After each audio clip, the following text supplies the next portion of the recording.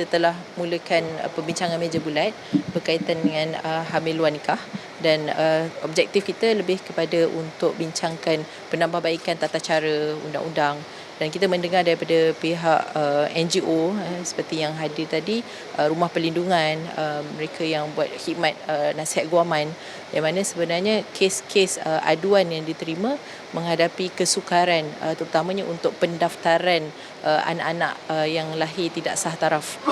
Kesannya adalah anak-anak ini akan menghadapi kesukaran akses kepada hak-hak sebagai warga negara seperti pekerjaan, pendidikan, kesihatan dan sebagainya. Itu yang pertama. Yang kedua adalah perspektif perlindungan kanak-kanak. Satu faktor yang agak runcing adalah dan merisaukan adalah akses kepada teknologi internet. Malah tadi info yang kita perolehi daripada pihak PDRM, IPK, adalah kemudahan untuk berhubung melalui gaming, sexual grooming, cyber sexual, malah perbuatan hubungan kelamin itu atau persetubuhan itu dirakam dan dijual untuk tujuan komersial.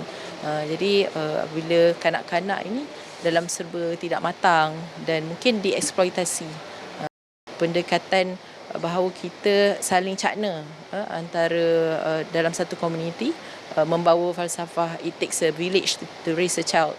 Sebab kalau kita hanya meletakkan kepada penyelesaian undang-undang semata-mata, perjalanan untuk mencegah tu sebenarnya bermula lebih awal lagi, daripada anak sebelum perkahwinan.